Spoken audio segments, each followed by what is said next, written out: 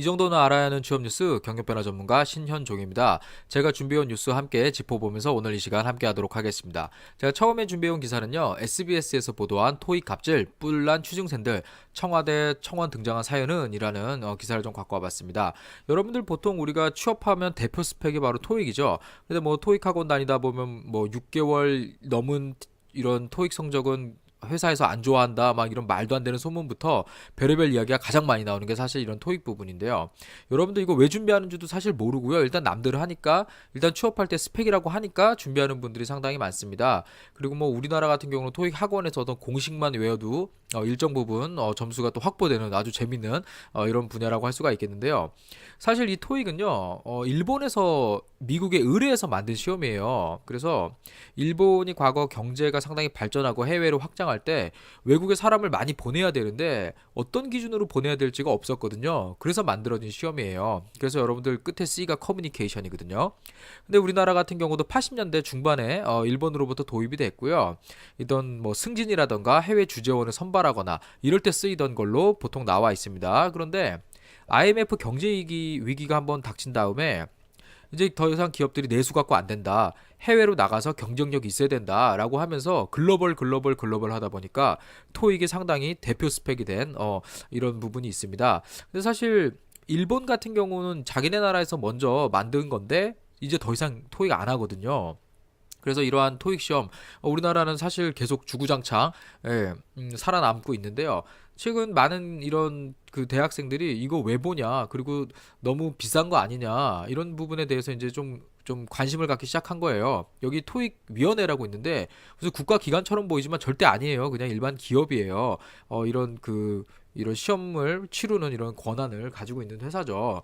그래서 여러분들 뭐 토익에 대해서 상당히 많은 궁금증이 있는 것 같은데 여러분들 다 토익 같은 경우는요. 요즘에는 한 3학년까지는 어느 정도 끝내시는 게 좋습니다. 왜냐하면 4학년 1학기 때부터 인턴 채용부터 벌써 토익 점수를 요구하는 경우가 있거든요. 그래서 일단은 뭐 이런 토익 시험이 없어지냐 마느냐 이런 논란을 좀 떠나서 당장 좀 필요한 부분은 확실히 아직은 있습니다. 그래서 여러분들 뭐 분명히 제도가 많이 개선이 될 거라고 저도 생각이 되는데요. 일단 여러분들 어떤 스펙상에서는 아직 좀 필요한 부분이 있고 여러분들이 사전에 미리미리 좀 준비를 하신다면은 조금은 이런 뭐 여기서 얘기하는 뭐 갑질인가요? 이런 부분에서는 조금은 피할 수 있지 않나 이렇게 볼 수가 있겠습니다. 제가 두 번째 준비해온 기사는요.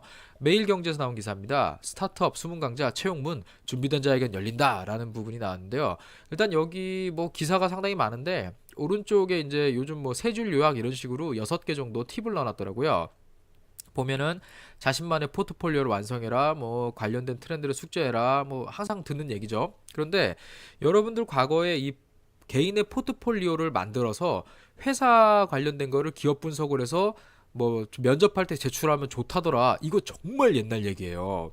요 최근에는 여러분들 아셔야 되는 게 공채 같은데 그런 거 들고 가시면요. 우리가 지원자를 판단하는데 일단 불공정한 부분이 있기 때문에 제출하신 거는 나중에 입사하고 내십시오. 뭐 이렇게 얘기를 하거든요. 그래서 여러분들 여기 나오는 스타트업이라던가 벤처 또는 대표자가 직접 사람을 뽑는 회사거나 이런 경우에는 사실 이 회사에 대해서 많이 알아갖고 오면은요. 대표 입장에선 좋죠. 아직 우리 회사가 대기업도 아니고 이제 막 스타트업인데 되게 우리 회사에 대해서 많이 공부해 왔거든요. 그럼 당연히 우리 회사 오고 싶어 하는 사람이니까 좋아하겠죠. 이 기사에서 여러분들이 좀 관심 있게 보셔야 되는 거는요. 수시 채용하고 인재 풀 제도예요. 외국계 기업들 중에 실제로 인재 풀 제도로 운영하는 기업들이 많습니다. 그래서 채용 공고가 있는 게 아니고 등록을 해두면 우리가 필요할 때 전화를 주겠다 이런 회사들이 실제로 있거든요. 그래서 여러분들 이러한 회사들은요 일단 지원서 먼저 내놓으시고요. 여러분들 취업할 때까지 일단은 그냥 큰 생각하지 않고 기다리다 보면 실제 연락 오는 경우도 있습니다. 그런 거 여러분들이 잘 알아두시면 좋겠고요. 수시 채용인데 여기 보면은 수시 채용을 대부분 진행을 해요. 왜냐면 대기업이 공채를 시작하는 시점, 공기업이 공채를 시작하는 시점 이때는요 각각 그 회사들이요 서로 괜찮은 인재를 데려가기 위해서 경쟁을 하거든요. 사실 이러한 시기에 좀 인지도가 떨어지는 회사들이 채용 공고를 내면요. 사실 묻혀가지고 잘 오지도 않아요. 그래서 실제로는 이런 공채 기간을 피해서 채용을 실시하는 회사들이 상당히 많습니다. 그래서 여러분들 이러한 부분 여기서 한번 챙겨보셔라 이런 얘기를 드리고 싶습니다. 네, 다음 기사는요. 졸업 유예 제도를 이용하는 대학생들 취업률이 높지만 임금은 낮았다. 경향비지에서 보도한 내용인데요. 여기 이제 저도 저도 아는 교수님이 쓴 논문을 가지고 이 글을 좀 낸 건데 대졸자 직업 이동 경로 조사 이 표본 자료를 토대로 했다고 해요. 근데 여러분들 졸업 유예 관련된 부분은요 학교 갈 때마다 많이 듣는 질문이에요. 특히 방학 때 요즘 같은데 프로그램 가면은요 몇 학년이에요 이렇게 물어보면 뭐 졸업 유예를 했다 5학년이에요 이런 친구들이 상당히 많거든요. 그런데 1회 정도는 무방합니다. 최근에는 워낙 많이 졸업 유예를 하기 때문에 뭐 단기간 이렇게 하는 거는 크게 여러분들 취업에 뭐 불이익 되는 부분은 없고요. 보통 여기 임금이 낮다 이런 부분이 준비가 덜 돼서 당장 졸업하는 것보다는 일단 유예를 통해서 유예라는 옵션을 선택을 하는 거죠, 사실은요.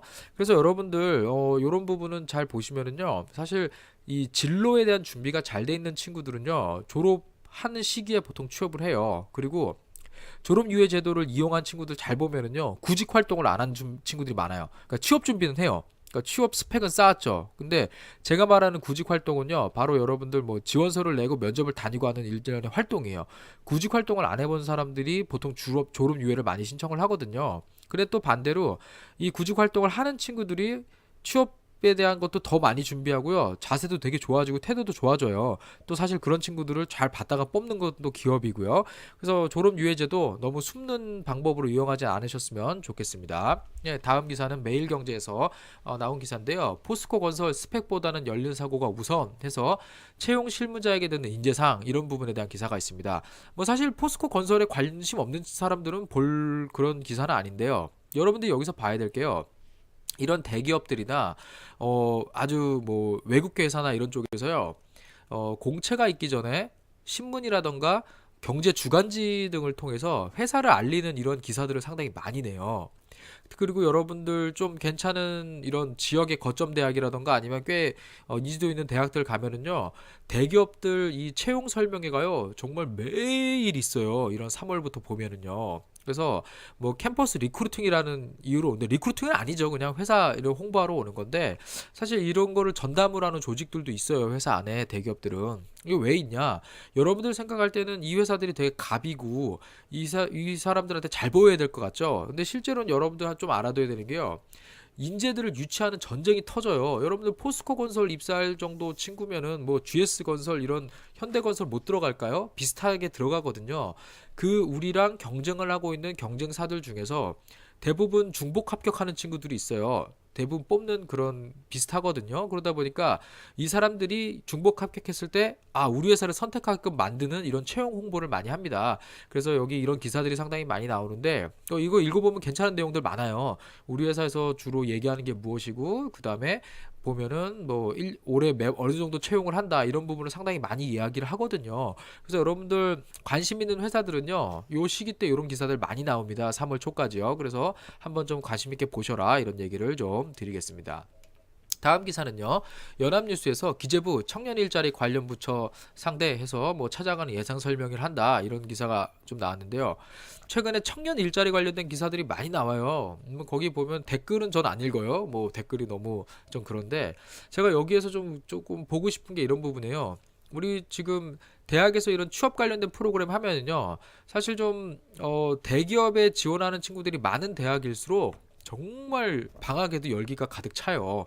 그래서 대학들이 학생들 리크루팅 하는데 뭐 크게 어려움이 없는 학교들도 있거든요. 또 어떤 학교들은 학생들이 안 모여서 안 하는 학교들도 있는데 보통 여기 보면은 뭐 청년 일자리를 주제로 했다고 해요. 근데 밑에 보면은 뭐 직업 훈련과 교육, 중소기업 여건 개선, 창업 활성화, 전역 장병 취창업 연계 이거 여러분들하고 관심 없는 내용들이에요. 그러니까 청년 실업 문제 원인을 진단하는 거는 누구나 지금 어느 정도 원인 진단 되어 있죠. 자, 직업 훈련과 교육. 지금 대학교 4학년을 물론 직업 훈련과 교육이 필요한 분들도 있습니다. 그런데 지금 4학년 졸업해 갖고 여러 채용에 대해서 구직 활동을 하는 친구들한테 적합한 어떤 진로 지도나 이런 취업 스킬 교육 같은 경우는 사실 전무하거든요. 그리고 중소기업 여건 개선. 중소기업 지금 사실 지원하라 그래도 많은 사람들이 왜 지원 안 해요? 보통 여러분들 중소기업을 다니다가 그만두는 분들이 하는 얘기가 있어요.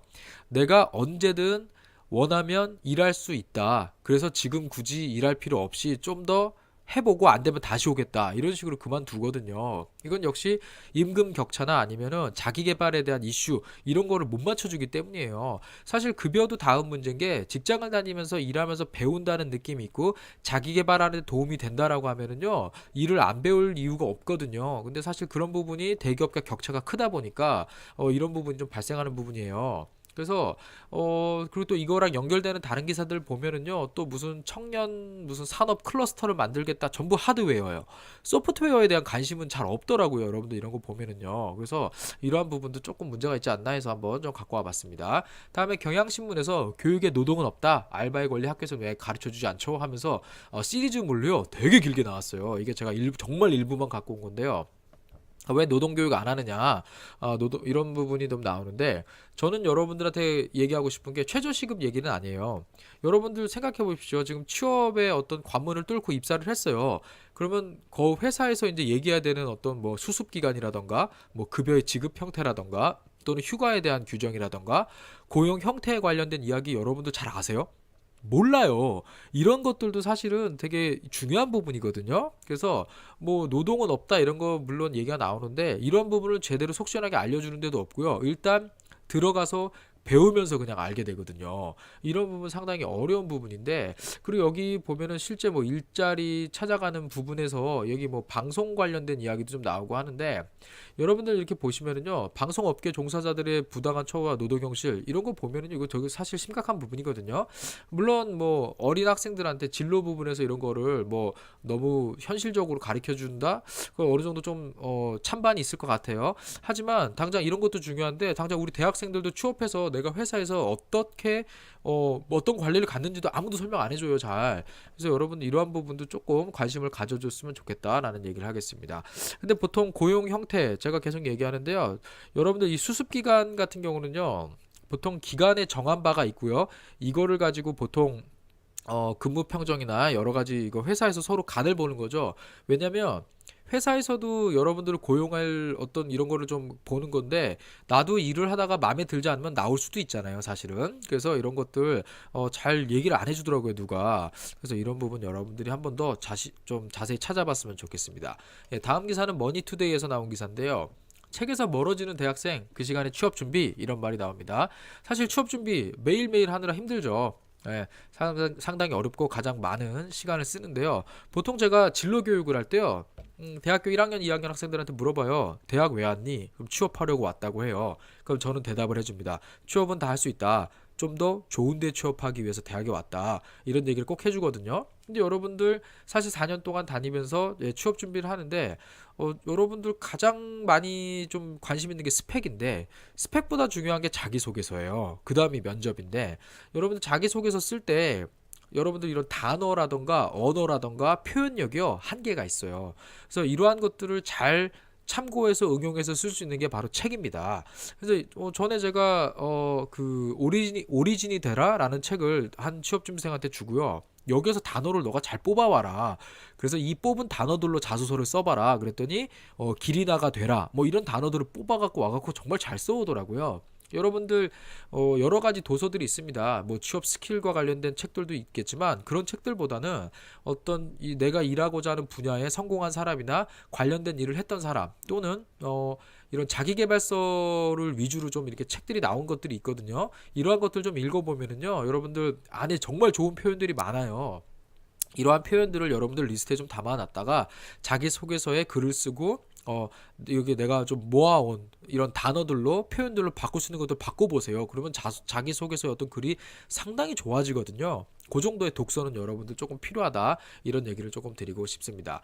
네, 다음 기사는요 MBC에서 나온 기사예요. 투데이 현장 꽁꽁 언 취업시장 공부도 취업도 해외로 여기 잘 보면은 제가 이걸 좀 동영상을 쭉 봤어요. 그래서 여기 인터뷰 전문들이 좀 실려 있는데요. 여기서 좀 몇 가지 좀 안 좋은 게 있습니다. 제가 좀 생각해 보는 게요.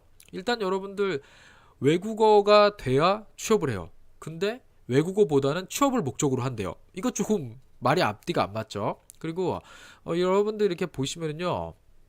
이 유학이란 거는요. 과거에 이제 국내에 없기 때문에 해외에 나가서 선진 학문을 배워오겠다. 아니면 현지에 아예 이주를 목적으로 가거나 이게 보통 유학이에요. 그런데 이런 유학 같은 경우도 사실 여러분들 이 중학교 2학년 이후에 미국권이나 영어권에서 공부한 5년 정도의 이 수학 기간이 있어야 미국이나 이런 데 현지 대학을 들어갈 때 토플 점수가 면제되거든요. 보통 이런 걸 가는 걸 우리가 또 조기 유학이라고 하죠.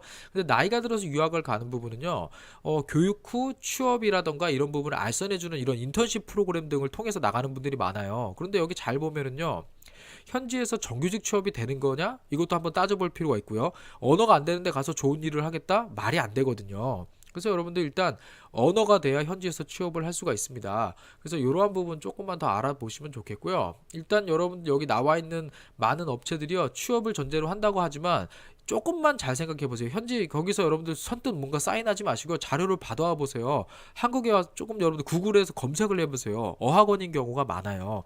학원에서 언페이드 인턴십이라든가 뭐 일부에 따라서 페이드 인턴십도 있는데 이런 거를 연계해서 하는 그런 프로그램들에 대한 홍보가 많거든요. 그리고 국내 업체들 같은 경우는 전에도 한번 다룬 적이 있지만 정부에서 나오는 지원금을 명목으로 이걸 국가 지원이다 이렇게 얘기하는 경우인데 절대 아니거든요. 그래서 이런 부분 여러분들 조금만 잘 비교해 보시고 좀 결정하시는 게 좋겠고요. 그리고 여기 기업 문화가 국내랑 맞지 않는다.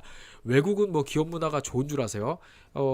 일단 여러분들 이런 게 있습니다. 외국에서 기업 문화 당연히 한국보다 어떤 노동의 시간이라던가 봐주는 문화라던가 이런 거는 당연히 다를 수가 있어요. 그런데 예를 들어서 회의를 합니다. 우리는 이렇게 선배가 후배를 육성한다는 그런 문화가 있잖아요. 그래서 약간 이렇게 가르쳐 주면서 안 되는 부분 체크해 주고 요런 부분이 있잖아요. 외국계 회사들은요 그런 거 없어요. 어느 정도 했니? 못했는데 왜 못했니? 예, 책임 충고이 바로 들어옵니다. 이런 문화가 좀 다른 부분이 있는데 내가 그 정도의 전문성을 갖고 있는지 그런 기업 문화가 진짜 내가 원하는 건지 근데 그 정도 기업 문화에 버틸 수 있는 사람은 해외 취업을 굳이 원하진 않거든요. 이게 뭔가 좀 앞뒤가 안 맞는 부분들이 있어요. 그래서 여러분들 물론 취업이 어렵기 때문에 이런 부분에 관심을 많이 가지시는 건데 조금 더 이런 데 가셔갖고 정보 많이 얻으십시오. 하지만 거기서 뭔가 선택 결정하지 마시고 조금 더 구글 같은 걸 통해 가지고 검색을 좀 더 많이 해보세요. 그러면 나중에 좀 더 현명한 판단을 하실 수가 있을 겁니다. 자, 그다음 마지막으로 제가 갖고 온 기사는요. 매일경제에서 뉴칼라 시대라는 IBM 대표이사님의 어떤 글이 있더라고요.